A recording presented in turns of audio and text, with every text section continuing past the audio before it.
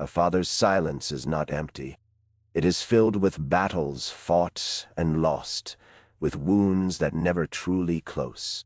These unspoken narratives become the bedrock upon which his son's understanding of the world and of himself is built. A man learns the contours of his own strength not from accolades, but from observing the quiet endurance of his father. He sees the stoic facade, the shoulders that bear unseen weight, the eyes that hold a depth of experience deliberately shielded. This is the initial inheritance, a model of masculinity forged in the fires of restraint. It is a powerful archetype, teaching discipline and the necessity of internal fortitude.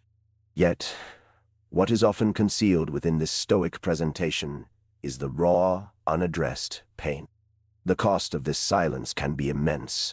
It is a currency paid in emotional distance, in missed connections, and in the perpetuation of suffering passed down like a tarnished heirloom. The son absorbs not just his father's wisdom, but his unhealed wounds. Consider the craftsman whose hands bear the marks of years spent shaping unyielding materials. His son watches, learning the trade. But does he see the ache in his father's shoulders after a long day? Does he understand the quiet resignation when a piece of work doesn't meet his own exacting standards? This is where the unspoken begins. The father may teach his son how to build, how to stand firm, how to endure. But the lessons on how to process grief, how to articulate vulnerability, how to truly heal, these are often left unsaid, unmodeled. The archetypal image of the strong, silent man, while embodying virtues of resilience, can inadvertently become a prison. It teaches that to feel deeply is weakness, that to express pain is a failure of manhood. This is a profound misunderstanding, a distortion of true strength. True strength lies not in the absence of pain, but in the capacity to face it, to process it, and to emerge from it with wisdom, not bitterness. It requires the courage to acknowledge the wounds, both old and new.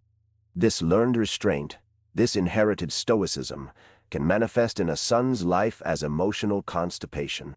He may find himself unable to connect deeply, to express love or fear or sorrow with authenticity. He replicates the pattern he observed, the silent suffering. He believes he is honoring his father's legacy, preserving the stoic ideal. But in doing so, he risks becoming a vessel for unexamined pain, a living monument to unspoken grief. One must ask, at what point does silent endurance become a detriment? When does the stoic ideal, untempered by authentic emotional processing, turn into a destructive force? This inherited pain is not malicious, but it is potent.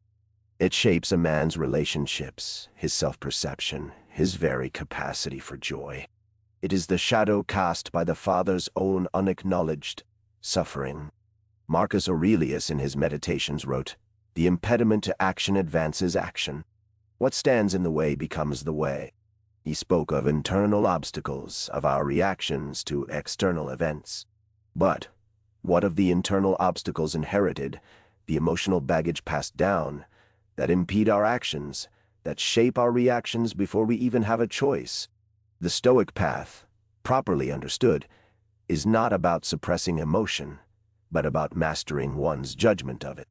It is about recognizing that while we cannot control external events or the actions of others, we can control our response. It is about transforming our perception, but this transformation requires acknowledging the raw material. It requires looking at the pain, not just the coping mechanisms.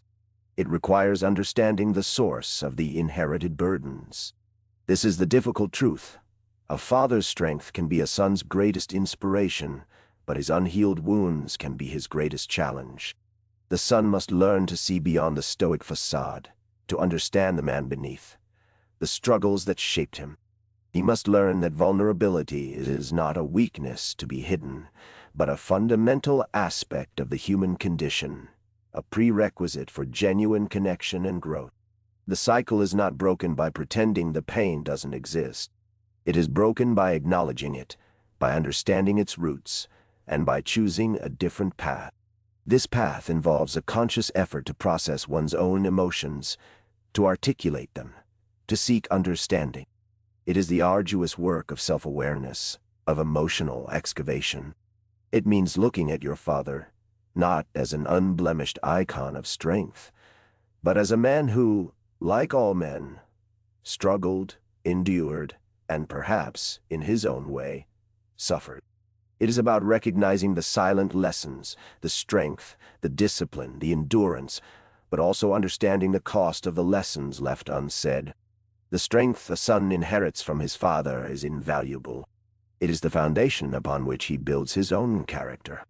But the true legacy of a father is not just in the strength he demonstrates, but in the wisdom he imparts, both spoken and unspoken.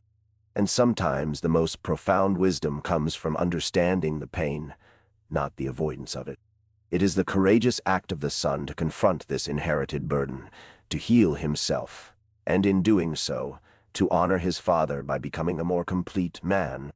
The son's task is to integrate the strength without absorbing the shadow, to honor the endurance while learning to articulate the feeling, to carry the legacy forward, but with open eyes and an open heart.